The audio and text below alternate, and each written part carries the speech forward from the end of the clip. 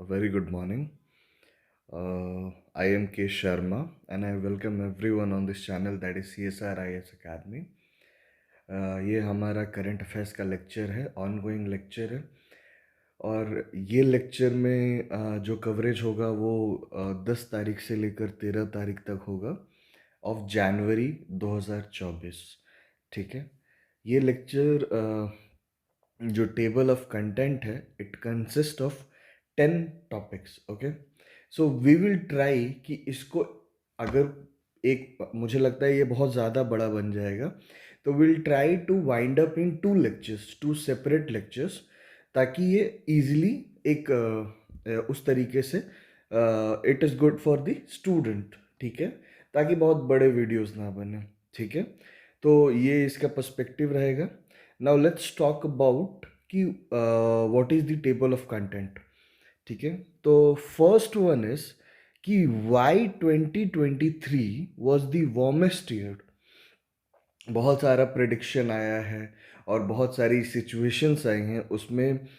हमारे पास काफ़ी कई सालों के रीडिंग्स हैं, उसमें ये प्रतीत होता है कि 2023 बाकियों के रूप में, मतलब बाकियों के दिस कंपैरिजन में ये सबसे गर्म रहा है।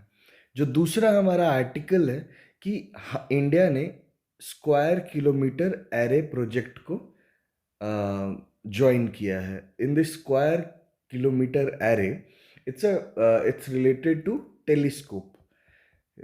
टेलीस्कोप और बेसिकली स्पेस घूमना एंड ऑल दैट, मतलब स्पेस की जानकारी के लिए एंड ऑल दैट।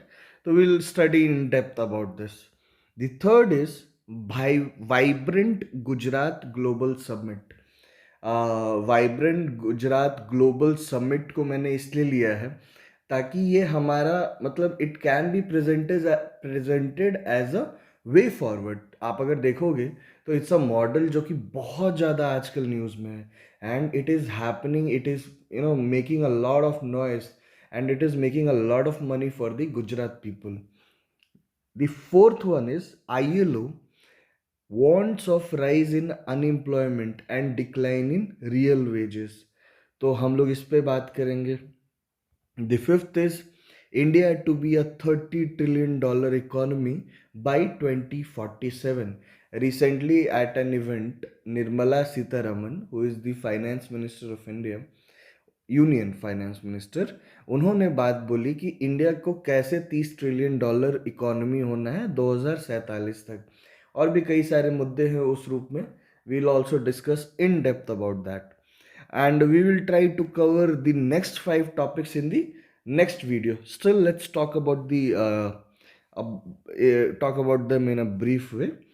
तो बजट सेशन ऑफ पार्लियामेंट, तो अभी this is January and next month जो होगा वो प्रोबेबली 1 फरवरी या 31 जनवरी के अराउंड हमारा बजट होगा। उसके बाद हमारा सर्वे आने वाला है and then will have many things in respect to this. तो विल हैव थोड़ा सा लुक कि किस तरीके से चीज़ें हो रही हैं। Seventh is AI powered miss information top threat, world Economic forum. तो इन्होंने बोला है कि AI पावर्ड जो मिस इन्फॉर्मेशन, आजकल बहुत सारे टूल्स हैं which is creating a lot of miss information and उसी के रिगार्ड में WEF का ये रिपोर्ट है और उसने बातें की हैं। हम भी बातें करेंगे, किस तरीके से समझने की कोशिश करेंगे कि क्या क्या चीज़ें हैं। The eighth is new butterfly species in Kodagu springs a Ghat surprise. तो कोडागू डिस्ट्रिक्ट कर्नाटका में जो है वो वहाँ पे एक नया बटरफ्लाई का स्पीसी मिला है। Will talk about that. It is important from the ecology perspective. This ninth is Akash missile. Akash missile हमारे DRDO के द्वारा एक इंडिजीनियस मिसाइल है। Will talk about that. And the last is autonomous council election of Assam. ठीक है, किस क्या होता है ऑटोनोमस काउंसिल्स, आसाम के लिए क्यों है, शेड्यूल 5th शेड्यूल 6th क्या होते हैं of the Indian constitution. Will talk about this in depth आगे चल के। ठीक है, so without any further delay let's proceed further. So before proceeding मैं एक और बात करना चाहूँगा आपसे। that if you guys are interested in mentorship program, अगर आप यूपीएससी करते प्रिपरेशन कर रहे हैं, यूपीएससी सीएससी की प्रिपरेशन, या फॉर दैट मैटर अगर आप किसी स्टेट पीसीएस की प्रिपरेशन कर रहे हैं, और तैयारी के दौरान there are many times when we feel that there should be lighting guiding light in our life, ठीक है, उस दौरान बहुत एहसास होता है। मैं उस चीज़ पे बात करूँगा। Please call this number. Sir का नाम है चंद्रशेखर सर, ठीक है, और इनसे आप बात करो, ठीक है, and he will give you a very big, not big, very important lessons in this UPSC journey. और ये काफ़ी मतलब अच्छे से गाइड करते हैं और चीज़ों को क्लियर करते हैं। So it's like a personal mentorship program for you, for an beat an, या आप किसी भी फेज में हो, प्रीलिम्स में हो, मेंस में हो, इंटरव्यू में हो, तो आप इनसे बात करो, इनके पर्सपेक्टिव को समझने की कोशिश करो, ये जो बोलते हैं उस चीज़ को फॉलो करो और इम्प्लीमेंट करो, और you will C results. The second and obvious thing is, if you find this channel useful, do follow us on YouTube and also follow us on Telegram for regular updates. ठीक है, so let's talk further. So why 2023 was the warmest year? ठीक है, this is the topic. So first of all, why it was in the news? So 2023 declared the warmest year since 1850, surpassing the previous record in 2016, according to Copernicus Climate Change Service.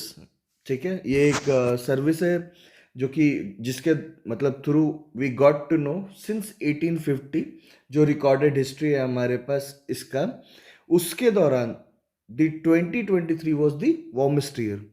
Temperature in 2023 likely exceeded any in the last 100,000 years. 100,000 is 1 lakh, being 1.48 degrees Celsius warmer than pre-industrial level.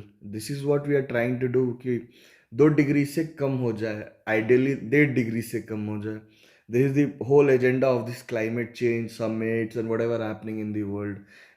Carbon footprints को decrease करना and all that, ठीक है। Let's study this graph कि क्या है जो हमारा global service temperature है उसमें प्री इंडस्ट्रियल लेवल से कैसे इंक्रीज हुआ है। तो एनुअल एवरेज सिंस 1967, ठीक है, तो उसमें आप देखोगे 70 में बढ़ा है, 80 में बढ़ रहा है, 1990, 2000, 2010 और 2030, 20 में, 23 में ये पीक पे है। तो इट्स अबव दिस थ्रेशोल्ड 1.2, और हमारा प्री इंडस्ट्रियल लेवल कितना था, उससे 1.48 डिग्री ज़्यादा है जो हमारा प्री इंडस्ट्रियल लेवल है, ठीक है। प्री इंडस्ट्रियल लेवल अगर आप देखोगे तो जनरली दिस इंडस्ट्रियल रेवोल्यूशन अगर हम पढ़ते हैं वर्ल्ड हिस्ट्री में, उसमें आप देखोगे कि जिस समय यूके में, दैट इज़ यूनाइटेड किंगडम में, जिस तरीके से ये इंडस्ट्रियल रेवोल्यूशन हुआ, उसके बाद ग्रेजुअली पूरा वो ऑल ओवर वर्ल्ड में हुआ, तो उसको जनरली हम लोग प्री इंडस्ट्रियल लेवल्स के बारे में बात करते हैं, ठीक है। तो लेट्स टॉक क्या है भाई ड्राइवर्स ऑफ एक्सट्रीम वार्मिंग। तो फर्स्ट ऑफ ऑल, तो जो ग्रीन गैस का कॉन्सेंट्रेशन है, ठीक है, वो बहुत ज़्यादा हीट को कैप्चर कर रहा है, trapping more heat in the atmosphere. First reason, green house gas concentration. Second, human activities. क्या है human activities? Burning fossil fuels release substantial green house gases causing rapid warming.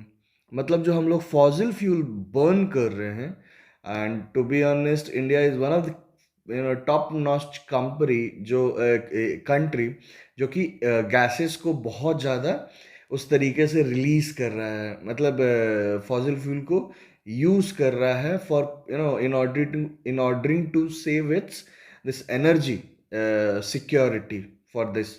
And हमारे पास उस तरीके की अभी टेक्नोलॉजी नहीं है, हालांकि हमने बहुत सारे कमिटमेंट्स किए हैं but in the international forum, but still we are heavily dependent on this thermal energy which is heavily supported by this coal, ठीक है, अगर आप इसको थोड़ा डेप्थ में जाके देखोगे तो यू विल रियलाइज कि इंडिया का 50 to 60% जो एनर्जी है that is coming from thermal power plants, and these thermal power plants are in majority being run by coal. So it's like that. The third is the return of El Nino after 7 years contribute to the likelihood of the breaking temperature records. तो तीसरा क्या है, the El Nino effect. ठीक है, तो थोड़ा सा El Nino के बारे में समझते हैं क्या होता है एल नीनो। ठीक है तो एल दो दो वेदर पैटर्न है। वेट, हाँ, so there are two weather pattern, El Nino and La Nina. ठीक है, इनको क्या बोलते हैं, ये कॉम्प्लेक्स वेदर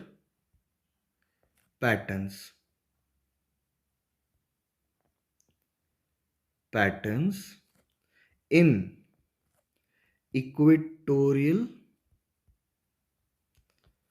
Pacific region। ठीक है, पहला तो ये समझना है कि ये है क्या। ठीक है, पहले तो ये कहाँ होता है, तो ये इक्वेटोरियल पैसिफिक रीजन में होता है first of all. And they are, the second thing about them is they are opposite phases of, sorry, एक second, opposite phases of El Nino Southern Oscillation, ENSO. आप डरो मत, मैं इसको पूरा एक्सप्लेन करूंगा। ठीक है, जो एंसो है ये क्या डिस्क्राइब करता है, it describe the fluctuation in temperature, fluctuation in temperature between the ocean and atmosphere in the east central equatorial Pacific Ocean। ठीक है, पहला तो ये फ्लक्चुएशन, एंसो क्या है, fluctuation in temperature between ocean and atmosphere in the ocean and atmosphere in the east central equatorial. East central किधर हुआ, ये ऑस्ट्रेलिया का जो पार्ट हुआ ना, ये ऑस्ट्रेलिया, और इधर कौन सा है, इधर ये होता है आपका सेंट्रल अमेरिका। ठीक है, यहाँ Peru and all that countries are here. तो ईस्ट सेंट्रल एटमोस्फेयर और पैसिफिक के बीच का जो फ्लक्चुएशन है टेम्परेचर का, उसको हम बोलेंगे एंसो। ठीक है, और El Nino and La Nina are opposite episodes हैं। ठीक है, और जो 12 महीना लगता है in a typical if you see, and that is not much, earlier it was not very frequent, लेकिन पिछले कई सालों से ये बहुत ज़्यादा फ्रीक्वेंट होने लगा है। Now let's try to understand कि भाई एल नीनो किसको बोलते हैं। ठीक है, ओके, तो एल नीनो, ठीक है, is a climate pattern that describes the unusual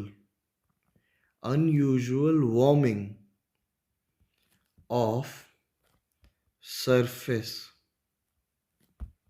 waters in eastern, ये important है, tropical Pacific Ocean। ठीक है, ईस्टर्न ट्रॉपिकल पैसिफिक ओशन क्या है, अनयूजुअल वार्मिंग। ठीक है, ये आपको ध्यान रखना है। ठीक है, it's a warm phase of a large, मतलब again it's a warm phase of, ऐसे आप देख लो कि it's a warm phase of larger phenomena, sorry,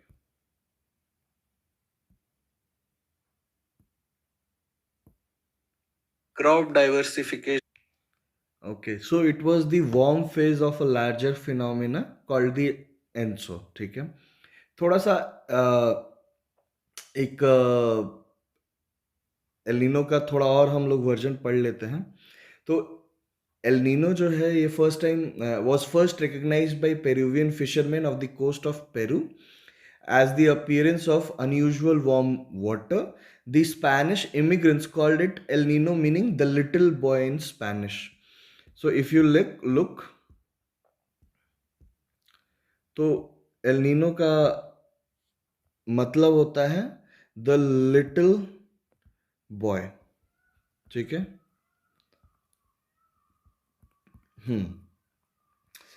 It's not a regular cycle. They are not predictable and occur irregularly at 2 to 7 year excuse me interval. ठीक है। एक basic ये abnormal warming है, abnormal warming of surface waters in the equatorial Pacific ocean. It disturbs normal weather patterns leading to various global impacts such as droughts, floods, changes in temperature and precipitation, affecting agriculture, fisheries and ecosystem. And sometimes you were आपको सुनाई देता होगा कभी कभी कि Indonesia में आग लग गया है जंगल में without any explanation. You will also heard that Australia के जंगलों में आग लग गया है. And El Nino can be considered as also one of the reasons for those. Of course, there are other reasons, but it is also considered as one of the reasons for such activity. ठीक है। बहुत सारा impact है, बहुत अभी हमने देखा ही। और इनफैक्ट अगर आप मेरे से पूछो तो it has lot to effect the monsoon as well, because अगर आप देखोगे तो everything is coming from the Indian ocean और उसके नीचे क्या है भाई, हमारा पैसिफिक का रीजन है। आप वो देखोगे तो ऑस्ट्रेलियन रीजन है, तो एवरीथिंग इज इंटरकनेक्टेड।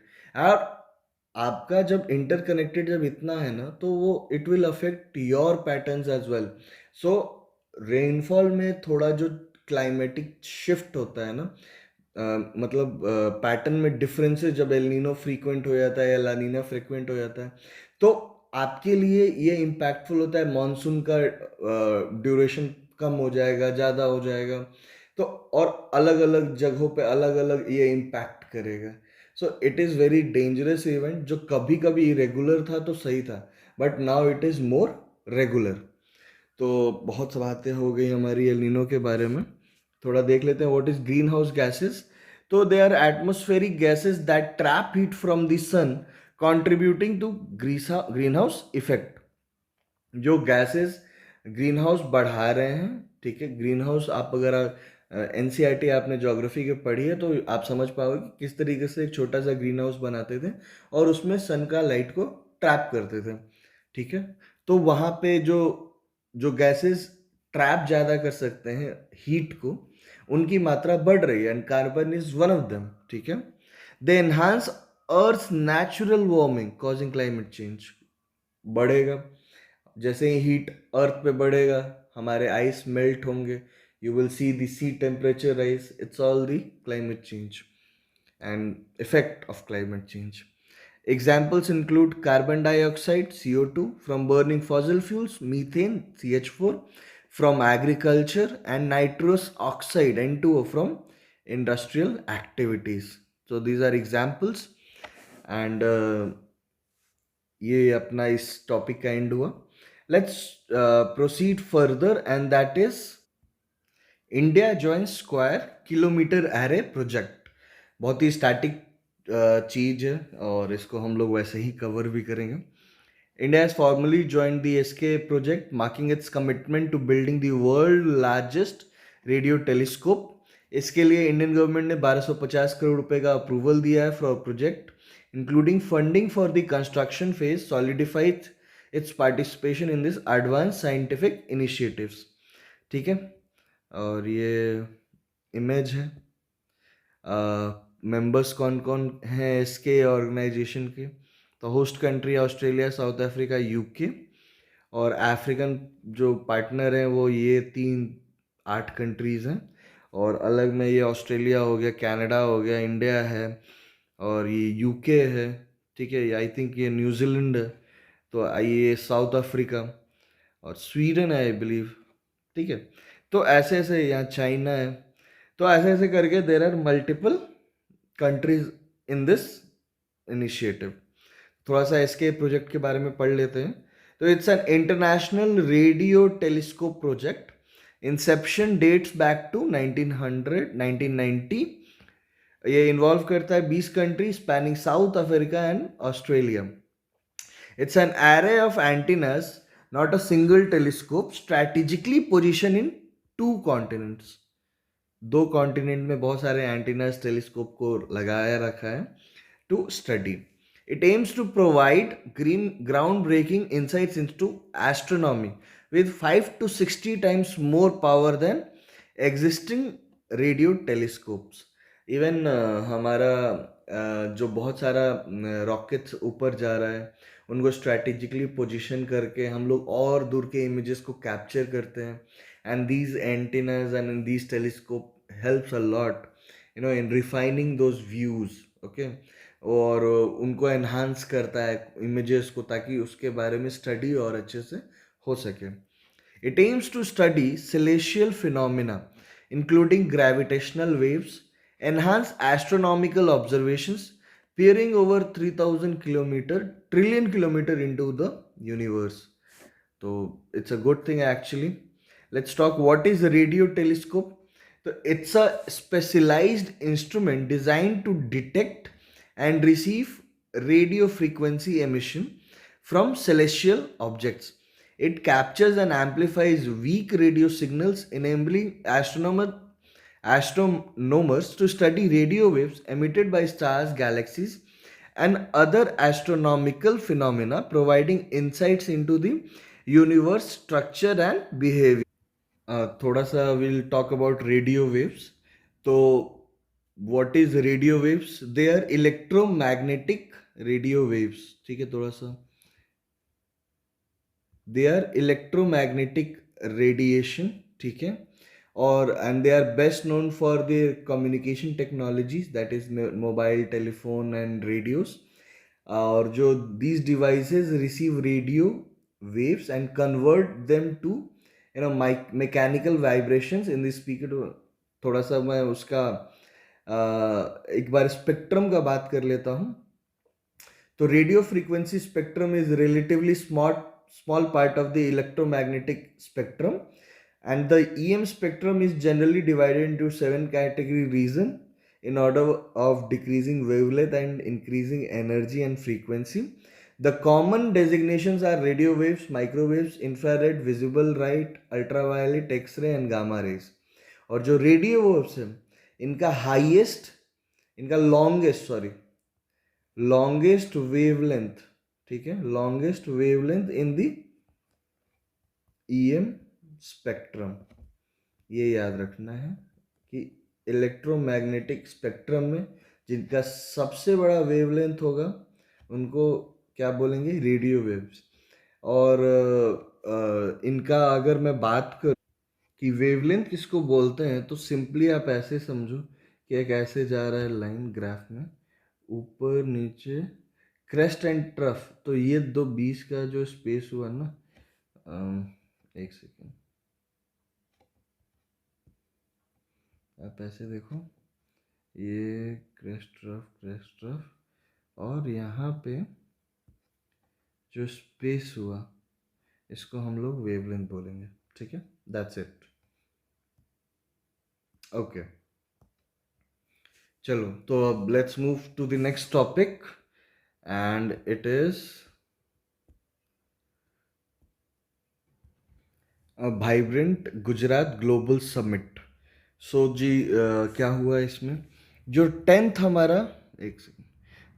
हमारा गुजरात ग्लोबल समिट है, वो opened up by prime minister Narendra Modi on Wednesday January 10, 2024 at Mahatma Mandir in Gandhinagar, ठीक है. जो इनॉग्रल सेशन है, ये बहुत लोगों के द्वारा attend, not very important for us.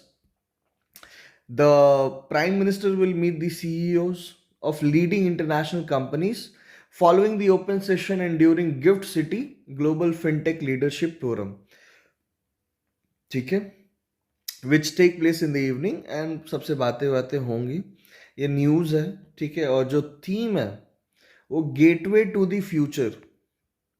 क्या थीम है? गेटवे टू द फ्यूचर, ठीक है। उसके बाद विल इमर्जिंग इंडस्ट्रीज और स्पेस मैन्युफैक्चरिंग पे, ग्रीन हाइड्रोजन पे, सेमीकंडक्टर्स एंड ई मोबिलिटी पे बात होगी। So this is important. And ये फीचर करेगा around 2500 B2B in business to business and business to customer meetings.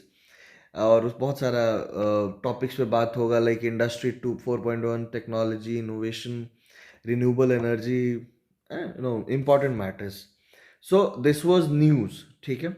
अब इससे रिलेटेड कुछ कुछ चीज़ें हैं जो हम लोग समझने की कोशिश करेंगे, ठीक है। What is industry 4.0? From the mid 1900, यानी 1900, आई थिंक 1850 के बाद के बात कर रहे हैं, there has been a digital revolution which is the basis of the fourth industrial revolution. It is distinguished by merging of technologies, making it more difficult to distinguish between the digital, biological, and physical domains. जो founder and executive chairman of the World Economic Forum, Klaus Schwab, came up with this phrase. जो WEF के founder भी हैं और executive chairman Claus Schwab, उन्होंने इस बात को बोला है। A combination of technologies including robotics, genetic engineering, 3D printing, Internet of Things, artificial intelligence, and quantum computing have led to this fourth industrial revolution. आप ऐसे समझो, ठीक है, एक सेकेंड।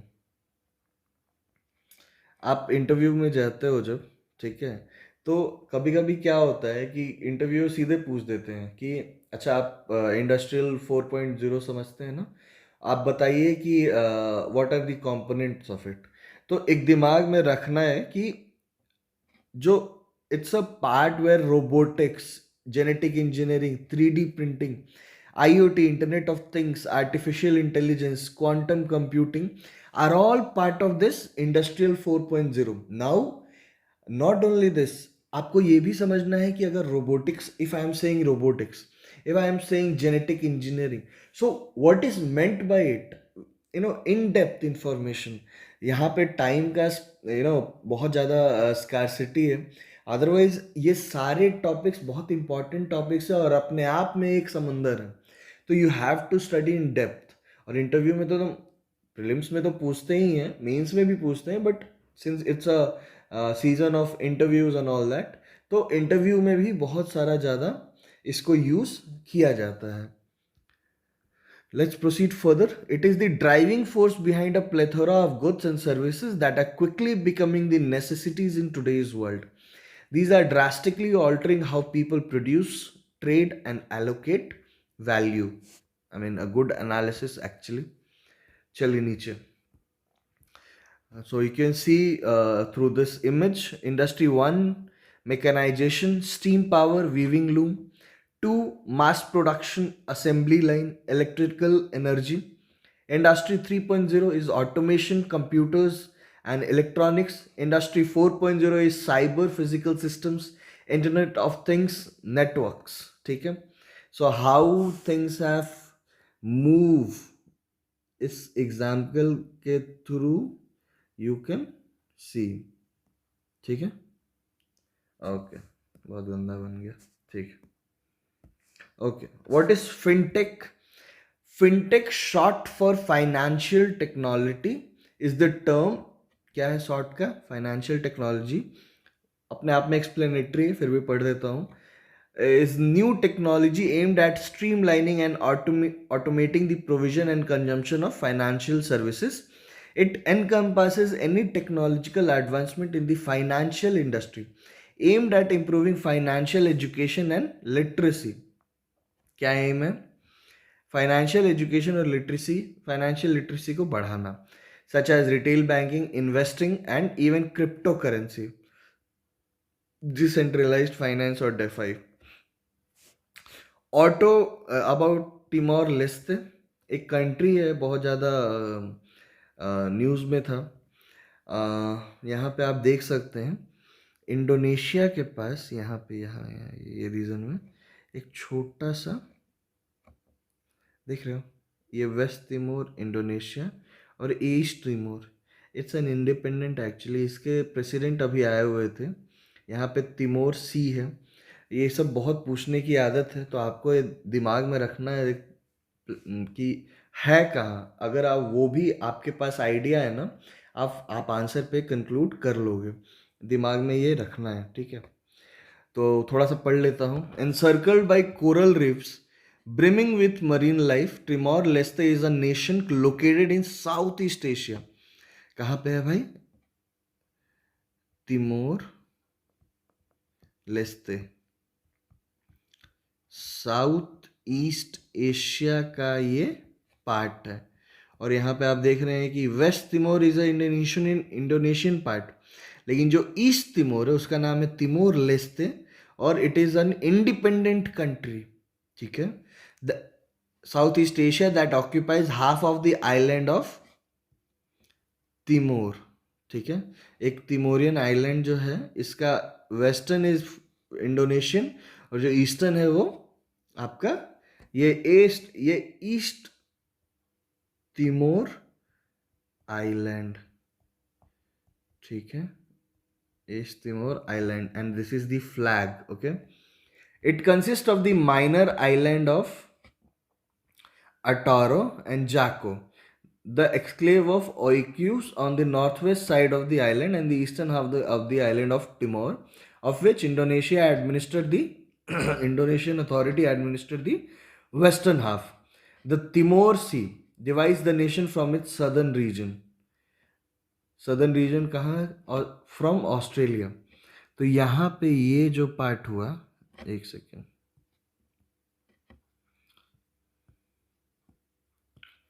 ये आप देख रहे हो तिमोर सी, जो ये रीजन हुआ ना, ये तिमोर सी का एक पार्ट है, ठीक है।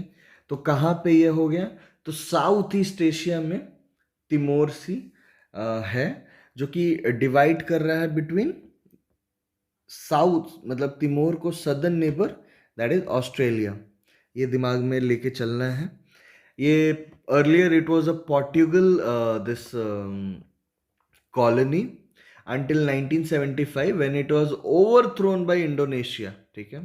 Through a UN sponsored act it became independent in 1999, ज़्यादा दिन नहीं हुए हैं आज़ादी के, and the first sovereign state of the 21st century, ठीक है। ये बहुत इंपॉर्टेंट है, आप इसको प्लीज़ ध्यान में रखिएगा। क्यों इंपॉर्टेंट है? क्योंकि अभी इसके राष्ट्रपति हमारे देश में आए हुए थे और ये न्यूज़ PIB से लिया गया है। तो वो जब आए थे यहाँ पे तो उनसे काफ़ी बातचीत हुई थी प्रधानमंत्री की और लोगों की। तो इट शोज कि India is showcasing it's interest in the south east Asian nation also.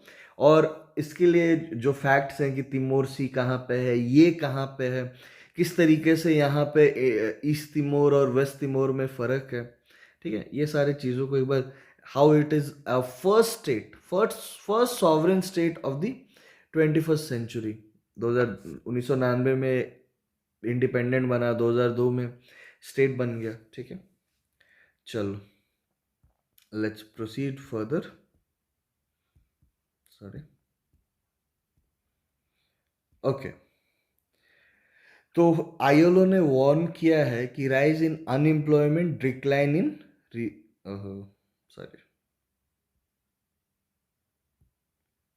Decline in real wages. तो न्यूज़ क्या है? तो ILO के अनुसार there is a warning that about a global increase unemployment expected in 2024। Global increase in unemployment, ठीक है। ये ILO का ये समझ लो वो है, क्या उसको बोलते हैं, लोगो है। तो रिपोर्ट क्या बोलता है? While joblessness and the job gap had been improving, they are anticipated to rise in 2024, ठीक है। Real wages in most G20 countries, real wages in most G20 countries decline in 2023, failing to keep up with inflation. Approximately 1 million workers fell into 1 million workers fell into extreme poverty due to declining real wages. China, Russia, and Mexico experienced positive real wage growth. Positive wage growth in 2023. A global economic slowdown is attributed to geopolitical tensions, inflation, and central bank actions. Geopolitical tensions में अभी Israel and Palestine, Russia and this Ukraine, or recent episodes of Pakistan, Sri Lanka, and other countries in Africa as well. The ILO wants the labor market imbalance may be structural rather than cyclical. There are concerns about a modest recovery despite higher than anticipated global growth in 2023. सो ये आपको मतलब इस तरीके से लेके चलना है कि व्हाट इज़ द रिपोर्ट। इसको आप ऐसे दिखा सकते हो कि इकोनॉमी, एग्रीकल्चर या अदर एस्पेक्ट्स में जब ये बातें हों तो आप दिखा सकते हो कि आईएलओ के रिपोर्ट ने किस तरीके से वार्न किया है, किस तरीके से अपने बातों को, जैसे आपने बोला कि भाई हमारे देश में अनएम्प्लॉयमेंट है, तो उसको आप कैसे जस्टिफाई करोगे मेंस में? तो उसको आप जस्टिफाई ऐसे करोगे कि आईएलओ ने भी ऐसा आपको मतलब एक प्रिडिक्शन दिया है। इस तरीके से आपने अपने आंसर को जस्टिफाई कर दिया और उसको अब you don't have to sound negative, तो अब आप उसको बैक करोगे वे फॉरवर्ड से। तो बहुत सारे ऑर्गेनाइजेशन है, नीति आयोग है और जिनके बहुत सारे डॉक्यूमेंट्स हैं जिनको आप देख सकते हो, समझ सकते हो और उसको एज अ वे फॉरवर्ड बना के चीज़ों को प्रोड्यूस कर सकते हो। And this is what is expected. ठीक है। India's real wages were considered comparatively positive among G20 countries in 2022। थोड़ा सा आईएलओ के बारे में पढ़ लेते हैं। It's a specialised agency within the UN dedicated to matter concerning the world of work. ठीक है, नाम ही है लेबर ऑर्गेनाइजेशन। मैंडेट क्या है? Primary purpose is to promote social and economic justice by establishing and upholding international labor standards। ठीक है, हमारे देश में तो लेबर लॉज बहुत ही वीक है। वेस्ट में आप चले जाओगे तो वहाँ पे बहुत स्ट्रांग है, तो फर्क है। ठीक है। Motto decent work for all, headquarter Geneva. ये सब इम्पॉर्टेंट हो जाता है जब आप स्टेट पीसीएस देते हो। यूपीएससी के लिए तो उतना रेलेवेंट नहीं है। Okay, parent organisation under the umbrella of ECOSOC, Economic and Social Council of the United Nation। Recently mains पे क्वेश्चन भी आया था यूपीएससी में इकोसॉक के रिगार्डिंग। बहुत लोग शॉक हो गए थे इस चीज़ को सुन के भी, क्योंकि बहुत ज़्यादा डे टू डे में ये नहीं आ रहा था उस समय, और अचानक से क्वेश्चन देख के many people were surprised. UN affiliation, it is a member of the UNDP, a collection of UN agency working to achieve the SDGs, Sustainable Development Goals। जिनको नहीं पता है, 17 SDGs हैं जहाँ पे दी डिफरेंट स्टेट्स, ये 17 goal is like a DPSP। कैसे हमें DPSP गाइड करता है कि आप अलग अलग चीज़ों में ऐसे स्टेट को ग्रो करने के लिए आइडियली ये होना चाहिए, वैसे SDGs are those ideals as decided by various all of these states coming together and deciding it, and they are trying to achieve that idealism, that is SDGs। History क्या है? Establish हुआ था 1919 में, after the conclusion of world war one and the treaty of Versailles. Its creation, जिनको treaty of Versailles नहीं पता है, जब हमारा वर्ल्ड वॉर वन ख़त्म हुआ था 1918 में, there were many sanction imposed on Germany। ठीक है, जर्मनी साइड पे, और ट्रीटी ऑफ वर्सेलिस में वो सारा सैंक्शंस को लिखा गया था। Versailles is a place, I think Rome में है, I believe, not very certain, do found it out. Its creation was based on the belief that enduring global peace could achieved through the foundation of social justice। In 1946, it officially became a specialized agency under the UN membership. The ILO boasts a membership of 187 member states, which includes 186 out of 193 UN member states, along with the Cook Islands। Cook Islands देख लेना यार। Structure sold operates as a sole tripartite UN agency bringing together representative.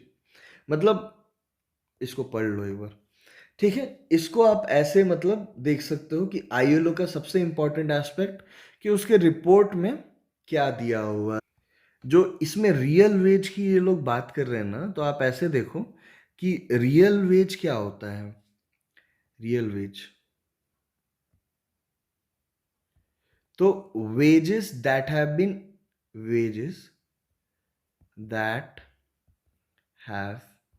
been adjusted, ठीक है, for inflation,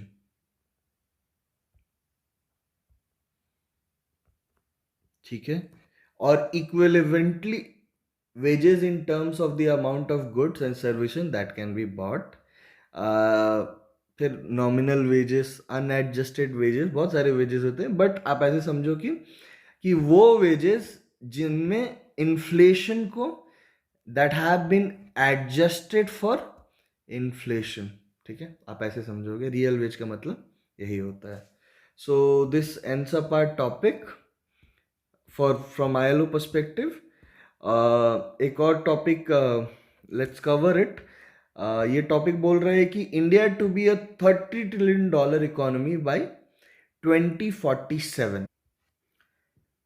so according to finance minister Nirmala Sitharaman, जो vibrant Gujarat global summit जो ऊपर हमने अभी किया, उसके दौरान उन्होंने एक स्पीच दी। उसमें उन्होंने बोला कि India will reach $30 trillion by 2047, and she also predicted that by 2028 the nation's economy would be valued at $5 trillion, ठीक है। In stated that in 23 years leading up to 2023 India has received $919 billion US dollars, excuse me, in FDIs, ठीक है। Of these 9 years worth of investments accounted for 65%. Additionally, she acknowledged Gujarat's role as the nation's growth engine, contributing more than 8% of the GDP. ठीक है। Recently एक जन Swaraj party है बिहार में, जिसके leader हैं Prashant Kishor. Prashant Kishor ji is the person जिन्होंने बहुत हेल्प की थी मोदी जी की in 2014 elections, as he was the digital media head and all that, ठीक है, जिसपे बहुत हेविली वोट हुआ था। Of course he was paid and everything, but he is a great, मतलब ग्रेट माइंड, जो बिहार के उत्थान के लिए बहुत मेहनत कर रहे हैं। तो उनका अभी रिसेंटली एक लन टॉप में इंटरव्यू आया था, जिसमें उन्होंने वो कह रहे थे कि अगर आप देखिएगा तो जितने इन्वेस्टमेंट्स हैं, जितने टॉप नॉच इंडस्ट्रीज है, उसका इस्टेब्लिशमेंट जो है वो गुजरात में किया जा रहा है। और in comparison to other states, to be honest, जो हमारे होम मिनिस्टर हैं, प्राइम मिनिस्टर हैं, they both belong to this Gujarat. So maybe एक कृपा की दृष्टि बनी हुई है वहाँ पे, औरों पे भी बने, and hence this 8% of the contribution in the GDP of India, ठीक है। Speaking at the event, Piyush Goyal, the Minister of Commerce and Industry, stated that the PM Gati Shakti initiative is becoming a global standard for seamless and integrated multimodal connectivity. At the vibrant Gujarat Global Summit, India and UAE exchanged 4 MOUs according to, ठीक है। These MOUs concerns investment in food parks, renewable energy, innovative healthcare, logistics। दिमाग में ये रखना है कि UAE के साथ क्या में एक्सचेंज हुआ है, तो फूड पार्क्स में हुआ है, renewable energy, innovative health care, logistics. मतलब कोई एब्सर्ड स्टेटमेंट्स को एंटरटेन नहीं करना है। कोई मान लीजिए स्टेटमेंट आ गया कि we have exchange MOUs in respect to space cooperation, there might be one but not at this point of time, ठीक है। Vision India at 2047, a road map for $30 trillion economy, एक डॉक्यूमेंट है, थोड़ा इसके बारे में पढ़ लेते हैं।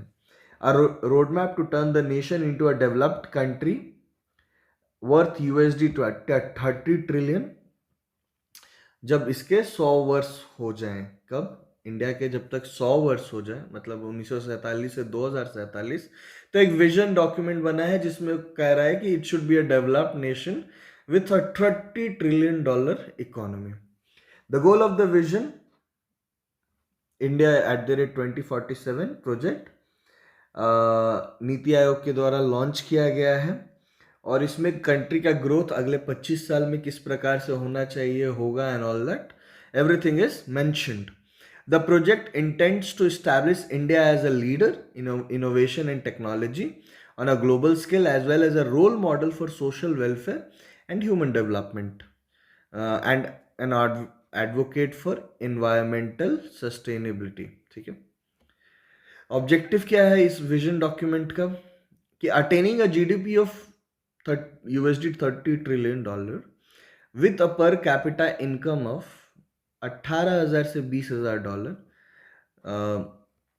के लिए पब्लिक फाइनेंसेस और थ्राइविंग फाइनेंशियल इंडस्ट्री चाहिए, डेवलपिंग वर्ल्ड क्लास इंफ्रास्ट्रक्चर, ठीक है, and facilities for both rural and urban areas, promoting the digital economy and governance while getting rid of needless government intervention in people's lives, fostering indigenous industry and innovation, merging or restructuring, producing 3 to 4 global champions in each sector, strengthening India's position in the world and achieving self-reliance in the space and defense industries, boosting the capacity of renewable energy sources to promote green growth and climate action, giving young people knowledge and skills to empower them, most important.